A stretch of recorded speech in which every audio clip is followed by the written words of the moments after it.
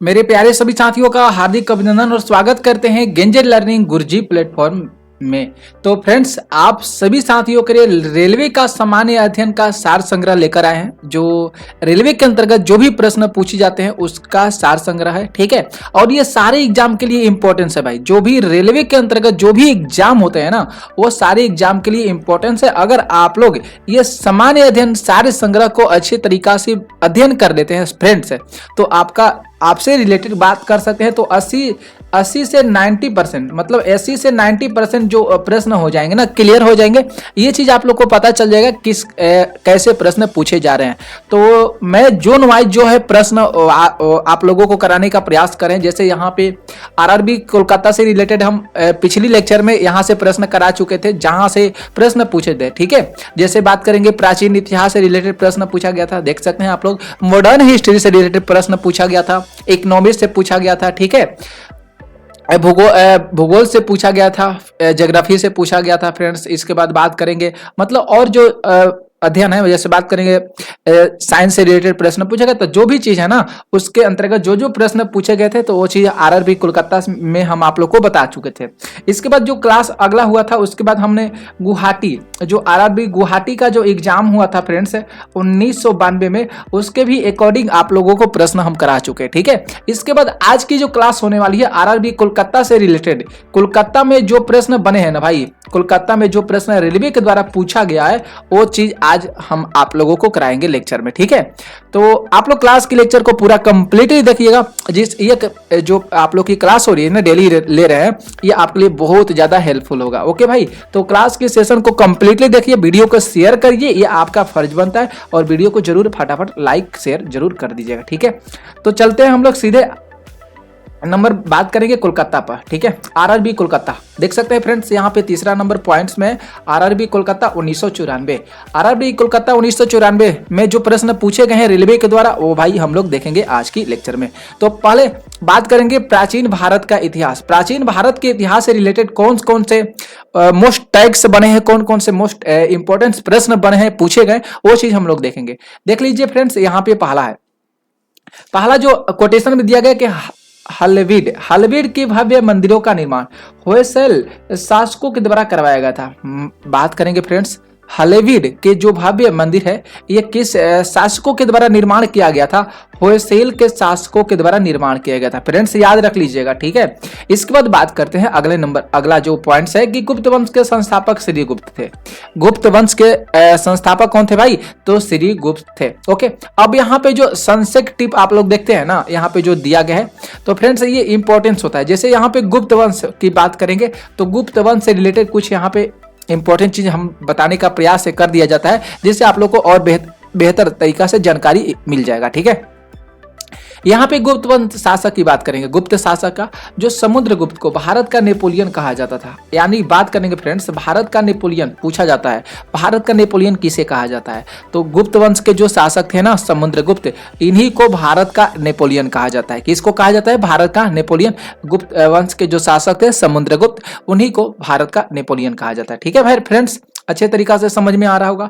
इसके बाद बात करेंगे मॉडर्न। यहाँ पे भाई देखिए, मध्यकालीन इतिहास से रिलेटेड प्रश्न पूछा गया। मध्यकालीन भारत के इतिहास से केवल एक प्रश्न पूछा गया था फ्रेंड्स, कि मुगल बादशाह अकबर के दरबार में टोडरमल राजस्व मंत्री था। यही प्रश्न जो है केवल एक पूछा गया था, कि जो मुगल बादशाह अकबर के दरबार में टोडरमल क्या थे? राजस्व मंत्री थे, ठीक है।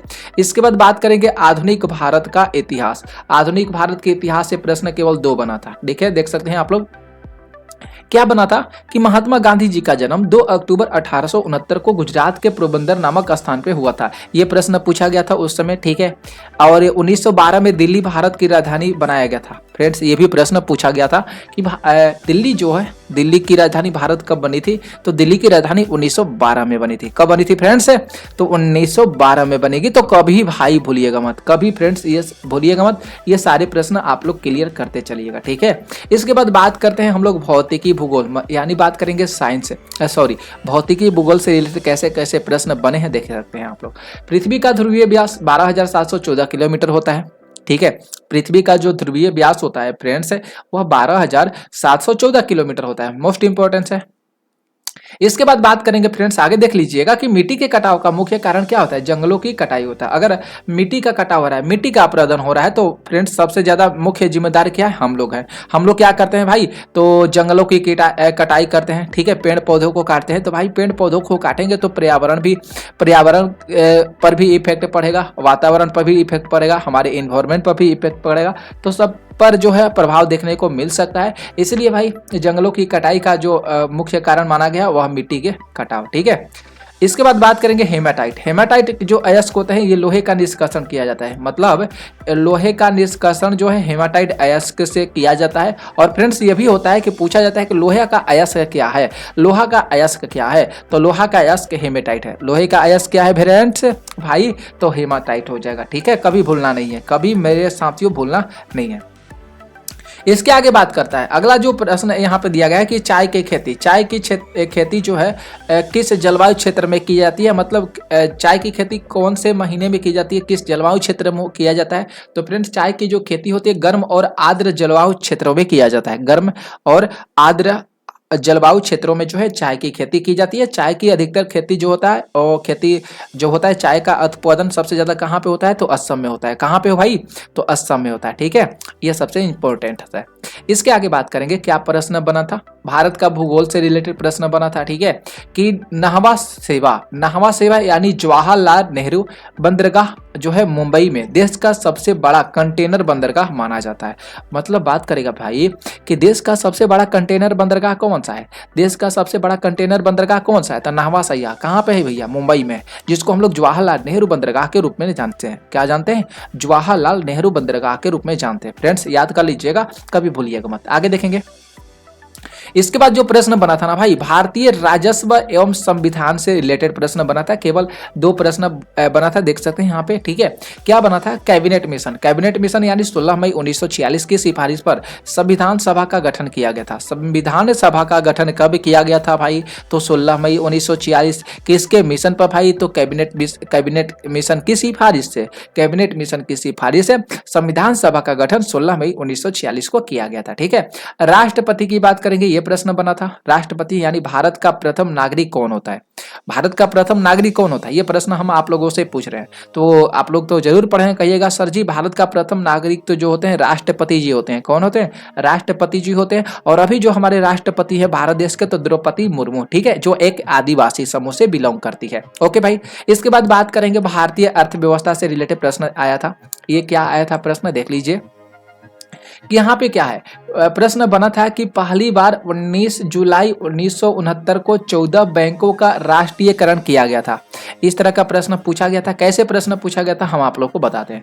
यहाँ पे जो प्रश्न पूछा गया था आरआरबी के द्वारा कि पहली बार 19 जुलाई 1969 को कितने बैंकों का राष्ट्रीयकरण किया गया था। ऑप्शन में था 14, 12, 69, 14, 12, 10, 15। तो फ्रेंड्स यहाँ पे क्या आ जाएगा, 14, यानी बात करेंगे भाई 14 बैंकों का राष्ट्रीयकरण किया गया था पहली बार 19 जुलाई 1969 को। कितना, तो 14, कितना, तो 14, ठीक है। भौतिकी विज्ञान से रिलेटेड बात करेंगे, साइंस में पूछा गया है, केवल 2 प्रश्न पूछा गया था भौतिकी विज्ञान से रिलेटेड कि ध्वनि का मात्रा क्या होता है, डेसिबल, यानी ध्वनि को हम किससे माप सकते हैं, तो ध्वनि को हम डेसिबल से माप सकते हैं। किससे माप सकते हैं, डेसिबल से माप सकते हैं। ओके, इसके आगे बात करते हैं। यहाँ पे जो आगे है कि कांच से गुजरते समय बैगनी रंग की गति सबसे कम होती है। अगर कांच है, कांच देखते हैं ना, कांच आप लोग देखें शीशा होता है, तो उससे अगर हम बैगनी रंग को गुजारते हैं तो उसकी गति क्या होती है, सबसे कम होती है, सबसे कम होती है, मतलब ठीक है भाई, सबसे कम होती है। ओके, तो ध्यान रखिएगा। इसके बाद बात करेंगे, केमिस्ट्री में प्रश्न पूछा गया था, 2 ही पूछा गया था। क्या पूछा गया था, देख लीजिए।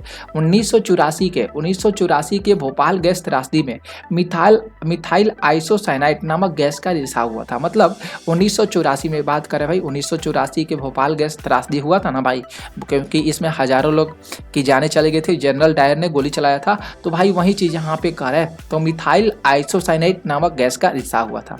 सीने बार से रिलेटेड आया था प्रश्न, पारा का एच के क्या होता है, तो पारा का एच का सीने बार होता है। क्या होता है, सीने बार होता है। इसके बाद जीव विज्ञान के प्रश्न आया था, मतलब बायोलॉजी से प्रश्न पूछा गया था। बायोलॉजी से जो प्रश्न पूछा जाता है ना भाई, सबसे ज़्यादा इंपॉर्टेंस होता है बायोलॉजी से प्रश्न, बहुत ज़्यादा पूछा जाता है, हर एग्जाम में पूछा जाता है, कोई भी कॉम्पिटिटिव एग्जाम होते हैं, क्योंकि यहाँ पे जीव विज्ञान से ऐसे प्रश्न बनते हैं ना जो इसकी लिमिट सीमा नहीं होती है, क्रॉस मल्टीपल होता है भाई, इसका लिमिट सीमा नहीं होता है। तो देख सकते हैं यहाँ पे यहाँ मुर्रा बोला जाता है, मुर्रा भी कहा जाता है ना, मुर्रा या मुरिया देख सकते हैं। इसके बाद सूती, मावाड़ी, जाफराबादी, मेहसाना, ये सभी जो है भैंसों की नस्ल है। ठीक है, तो पूछा गया था कि इनमें से भैंसों की नस्ल जो है कौन कौन सा है, तो भाई देख सकते हैं मेहसाना, जाफराबादी, मावाड़ी, सूती और मुर्रा। याद रख लीजिएगा, इंपॉर्टेंस है, हो सकता है अगला बार जो एग्जाम होने वाला है एनटीपीसी का उसमें भी प्रश्न आ सकता है। इसके बाद बात आया था प्रश्न मसालों की रानी पूछा गया था, तो इलायची, मसालों की रानी किसे बोला जाता है, इलायची को बोला जाता है। वृक्षों के छाल से होती है, मतलब दालचीनी जो है किससे प्राप्त की जाती है, तो दालचीनी जो होती है भाई वृक्षों की छाल से प्राप्त की जाती है। किसे, तो वृक्षों की छाल से प्राप्त की जाती है। इसके बाद जो देख सकते हैं सिस्टम नेचर, सिस्टम नेचर जो है लिनियस की पुस्तक है। ठीक है, सिस्टम नेचर जो है किसकी पुस्तक है, तो सिस्टम नेचर लिनियस की पुस्तक है, ये इंपॉर्टेंट है, याद रख लीजिएगा। टिप की बात करेंगे, लिनियस को आधुनिक वर्गीकरण का पिता कहा जाता है। आधुनिक वर्गीकरण का पिता किसे कहा जाता है, तो आधुनिक वर्गीकरण का पिता लिनियस को बोला जाता है। ठीक है फ्रेंड्स, याद रख लीजिएगा, कभी भूलना नहीं है। इसके बाद अन्य की बात करते हैं, जो हम लोग की प्रश्नवाली जो होती है ना, उससे हट के भी प्रश्न पूछा गया था। क्या पूछा गया था देख सकते हैं, यहाँ पे जो है बांग्लादेश की मुद्रा, इसको बोला जाता है टक्का। बांग्लादेश की मुद्रा क्या है, टक्का। बकरी के संदर्भ में अनुसंधान हेतु केंद्रीय अनुसंधान संस्थान की स्थापना उत्तर प्रदेश के मथुरा के पास मखदुम जिले में किया गया था। ठीक है, तो यहाँ पे बकरी के संदर्भ में पूछा गया था, जो जिसकी स्थापना जो है उत्तर प्रदेश में किया गया था। उत्तर प्रदेश के मथुरा के पास एक मखदुम गांव है, वहीं पे किया गया था। जोरबीर की बात किया, जोरबीर कहाँ पे, बीकानेर यानी राजस्थान में बात है। ईंट पर राष्ट्रीय अनुसंधान केंद्र है, यहाँ पे ईंट पर राष्ट्रीय अनुसंधान केंद्र कहाँ पे, राजस्थान में। राजस्थान में मतलब जोरबीर यानी बीकानेर में। भूमि के अध्ययन को पेडोलॉजी बोला जाता है। फ्रेंड्स, ये भी प्रश्न आया था, भूमि के अध्ययन को क्या बोला जाता है, पेडोलॉजी बोला जाता है। अन्य मतलब ये सबसे अलग से हट के आया था प्रश्न। ठीक है, अब यहाँ पे बात करेंगे फ्रेंड्स चौथा नंबर पे आरआरबी सिकंदराबाद 1994। आरआरबी सिकंदराबाद 1994 से रिलेटेड प्रश्न जो पूछा गया था वो चीज हम लोग देखेंगे। तो पहले प्राचीन भारत का इतिहास से बात करते हैं, एंशिएंट हिस्ट्री से बात करते हैं। केवल एक प्रश्न पूछा गया था विशाख दंत के बारे में। विशाख दंत के द्वारा जो पुस्तक का नाम क्या है, मुद्रा राक्षस हो जाएगा। यानी बात करेंगे विशाख दंत की पुस्तक का क्या नाम है, तो विशाख दंत की पुस्तक का नाम मुद्रा राक्षस है। विशाख दंत की पुस्तक का नाम क्या है फ्रेंड्स, तो मुद्रा राक्षस है। मध्यकालीन भारत की इतिहास करेंगे तो इब्राहिम लोदी, लोदी वंश के अंतिम शासक थे। लोदी वंश के अंतिम शासक कौन थे, तो इब्राहिम लोदी थे। लोदी वंश के अंतिम शासक कौन थे मेरे भाई, तो इब्राहिम लोदी थे। आप लोग से प्रश्न पूछ रहे हैं लोदी वंश के अंतिम शासक कौन थे, तो कहिएगा सर इब्राहिम लोदी थे। ओके, इसके बाद टिप की बात करते हैं, इन्हीं से इब्राहिम लोदी से रिलेटेड जो टिप्स है ये चीज देखेंगे। बाबर को भारत पर आक्रमण करने का नियंत्रण जो है पंजाब के जो शासक थे ना, दौलत खान लोदी एवं इब्राहिम लोदी के चाचा आलम खान ने दिया था। यानी यहाँ पे जो कोटेशन में दिया गया सबसे इंपॉर्टेंट बातों का जिक्र किया गया है कि बाबर को भारत पर आक्रमण करने का जो नियंत्रण है भाई, नियंत्रण माफ कीजिएगा, निमंत्रण यहाँ पे है। यहाँ के जो पंजाब के शासक थे दौलत खान लोदी और इब्राहिम लोदी के चाचा आलम खान ने दिया था। ठीक है, इब्राहिम लोदी और बाबर के मध्य जो है 21 अप्रैल 1526 को पानीपत के मैदान में युद्ध को लड़ा गया था। पानीपत के मैदान में युद्ध को लड़ा गया था 21 अप्रैल 1526 इब्राहिम लोदी और बाबर के बीच। ओके भाई, याद रख लीजिएगा, इंपॉर्टेंस है। इसके बाद बात करेंगे आधुनिक भारत का इतिहास, यानी बात करेंगे यहाँ पे 1942 ईस्वी में आजाद हिंद फौज का गठन किया गया था। पूछा जाता है प्रश्न, आजाद हिंद फौज का गठन किया गया था कब, 1942 में किया गया था सुबह। ठीक है, 1942 में। इसके बाद बात करेंगे भाई भारत में प्रथम रेल लॉर्ड डलहौजी के शासन काल में प्रारंभ हुआ था। बिल्कुल सही बात है, रेल जो सबसे पहले रेल चला था लॉर्ड डलहौजी के शासनकाल में, जो सबसे पहले भारत में ट्रेन चला था। इसके बाद विश्व इतिहास से रिलेटेड प्रश्न पूछा गया था। रूसी क्रांति कब हुआ था, 1917 में हुआ था। कब हुआ था, 1917 में। इंग्लैंड के प्रथम प्रधानमंत्री थे रॉबर्ट वालपोल। तो इंग्लैंड के प्रथम प्रधानमंत्री कौन थे भाई, तो रॉबर्ट वालपोल थे। लंदन में इंडिया हाउस स्थित है। लंदन में इंडिया हाउस कहाँ पे, तो लंदन में। भारत का भूगोल से रिलेटेड प्रश्न आया था, देख सकते हैं यहाँ पे देखिएगा शरावती नदी पर गरसोपा जोग जलप्रपात स्थित है। यानी बात करेंगे जो शरावती नदी है ना, इस पर गरसोपा जोग जलप्रपात स्थित है। गरसोपा जोग जलप्रपात शरावती नदी पर स्थित है। ये फ्रेंड्स आ सकता है। तो गरसोपा जोग जलप्रपात भाई किस नदी पर स्थित है, तो कहिएगा सर जी शरावती नदी पर स्थित है। भारत का सबसे बड़ा कृषि प्रायोगिक फर्म अम्बाला है। क्या है भाई, भारत का सबसे बड़ा कृषि जो प्रायोगिक फर्म है ये अम्बाला में अवस्थित है। ओके, राष्ट्रीय समुद्री विज्ञान संस्थान गोवा में स्थित है। राष्ट्रीय समुद्री विज्ञान संस्थान ये गोवा में स्थित है। इसके बाद भारतीय राज्य व्यवस्था और संविधान से रिलेटेड प्रश्न पूछा गया था। शिक्षा समवर्ती सूची के अंतर्गत आती है। शिक्षा जो है भाई ये किस सूची के अंतर्गत आती है, तो शिक्षा जो होती है समवर्ती सूची के अंतर्गत आती है। टिप की बात करेंगे, चलिए इसी टिप पर एक प्रश्न यहाँ पे बन चुका है। क्या है ये इंपॉर्टेंस है कि 5 विषयों का राज्य सूची में समवर्ती सूची में स्थानांतरण जैसे शिक्षा, वन, वन्य जीव, पंछियों का संरक्षण, नापतोल और न्याय प्रशासन, उच्चतम न्यायालय और उच्चतम न्यायालय के अलावा सभी न्यायालयों का गठन और संगठन। ये बहुत बात करने का मस्त है प्रश्न। 5 विषयों का राज्य सूची यानी समवर्ती सूची। ठीक है, 42वें संविधान संशोधन के अंतर्गत उपराष्ट्रपति राज्यसभा का पदेन अध्यक्ष होते हैं। तो देखेंगे भाई राज्यसभा का पदेन अध्यक्ष कौन होते हैं, तो राज्यसभा का पदेन अध्यक्ष उपराष्ट्रपति जी होते हैं। ठीक है, उपराष्ट्रपति जी होते हैं राज्यसभा का पदेन अध्यक्ष। इंपॉर्टेंट है। भौतिकी विज्ञान से रिलेटेड प्रश्न आया था भाई। क्या आया था देख सकते हैं यहाँ पे, भौतिकी विज्ञान से प्रश्न जो है भाई बहुत ज्यादा सिकंदराबाद में प्रश्न पूछा गया। देख सकते हैं क्या क्या पूछा गया। डायोड का इस्तेमाल जो है प्रतिवर्ती धारा को दिष्ट धारा में बदलने के लिए किया जाता है। यानी बात करेंगे भाई प्रतिवर्ती धारा को दिष्ट धारा में बदलने के लिए किसका प्रयोग किया जाता है, तो भाई डायोड का किया जाता है। इसके बाद बात करेंगे निर्वात में ऊष्मा का विकिरण का वेग प्रकाश के बराबर होता है। यानी निर्वात में जो ऊष्मा का विकिरण होता है ना भाई, ये जो होता है वेग प्रकाश के बराबर होता है। शुष्क सेल में एनोड में कैडमियम होता है। शुष्क सेल में एनोड में क्या होता है, कैडमियम होता है। इसके आगे बात करेंगे पानी के किसी द्रव्यमान को 0 डिग्री से लेकर 10 डिग्री सेल्सियस से तक गर्म करने पर उसका आयतन में घटने के बाद वृद्धि हो जाता है। ठीक है, यानी यहाँ पे जो कहने का बात कह रहे हैं ना भाई कि पानी के किसी द्रव्यमान को 0 डिग्री से अगर 10 डिग्री से 0 डिग्री से सेल्सियस यानी से 10 डिग्री सेल्सियस तक गर्म करने पर उसके आयतन में घटने के बाद भी फिर क्या होगा, वृद्धि देखने को मिलेगा। प्रकाश का रंग जो होते हैं ये कोणांक यानी आयाम से रिलेटेड, कोणांक को बोला जाता है, आयाम बोला जाता है, इससे रिलेटेड है। ओके, इसके बाद रसायन विज्ञान के प्रश्न आए थे। लाफिंग गैस का रासायनिक नाम नाइट्रस ऑक्साइड होता है जिसका सूत्र होता है N2O होता है। मोनाजाइट थोरियम का अयस्क होता है। यह छूट गया है भाई, मोनाजाइट जो होता है ये थोरियम का अयस्क है। ओके, इसके बाद बात करेंगे टिप की बात करेंगे। टिप में क्या है, मोनाजाइट। मोनाजाइट जो है ये केरल के समुद्री तट पर बालू में प्रचुर मात्रा में पाया जाता है। यानी भाई बात करेंगे मोनाजाइट कहाँ पे पाया जाता है, किस राज्य में अधिकांशतः मिलता है, केरल मिलता है। केरल के कहाँ पे मिलता है, समुद्री तट पर मिलता है। हेमाटाइट लोहा का अयस्क है, जो पहले कुछ देर आप लोगों को बताए थे हेमाटाइट के बारे में। ठीक है, जो कोलकाता में प्रश्न पूछा गया था। जब लोहा में जंग लगता है तो लोहे का वजन बढ़ जाता है। लोहा में जंग लगता है तो वह भारी हो जाता है, तो भाई वजन तो स्वाभाविक रूप से बात है कि बढ़ जाएगा। तांबा को उत्कृष्ट धातु कहा जाता है। उत्कृष्ट धातु किसे बोला जाता है, तांबा को।